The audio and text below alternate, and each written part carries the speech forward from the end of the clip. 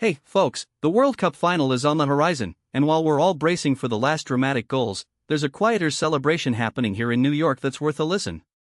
The National Museum of Mathematics, MoMath, has opened its doors for a weekend-only workshop called The Secret Geometry of the Soccer Ball. It's a 10-mile walk across the Hudson from MetLife Stadium, and it's attracting math lovers and football aficionados alike. What the event really dives into is the beautiful symmetry that makes a soccer ball so iconic. Dr. Chaim Goodman-Strauss, MoMath's outreach mathematician, is the host. "I'll give you a blast of geometry," he says with that usual enthusiasm, and yes, you'll walk away with a new appreciation for the ball's form.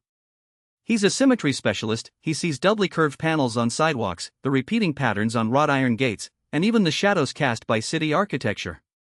He actually hosts symmetry strolls through downtown, pointing out how mathematics is embedded in everyday life.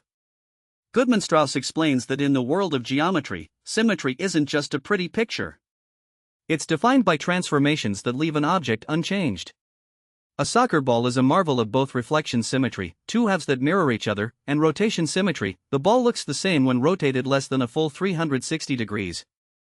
The classic 32-panel design, with its black and white pentagons and hexagons, is the most symmetrical spherical pattern you can conceive.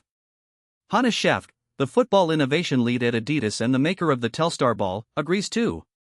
He told the interview metaphorically, "Yes, the ball, including its tech features, does represent a perfectly balanced system, however it's rotated." That aligns with what Goodman-Strauss says: the ball's geometry is designed for equilibrium on every pitch. The workshop isn't Boolean math, it's a tactile, hands-on session. Those heading to MoMath will get to see 14 different balls, each a subtle illustration of a distinct. The balls look similar at first glance, but they each demonstrate a unique variety of spherical symmetry.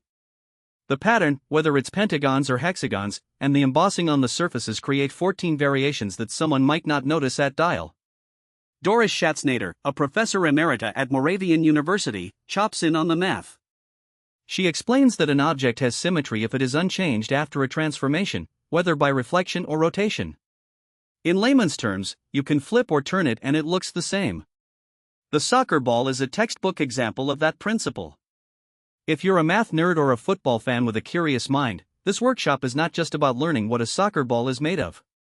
It's about discovering how symmetry underpins the very fabric of the game, from ball design to player movement.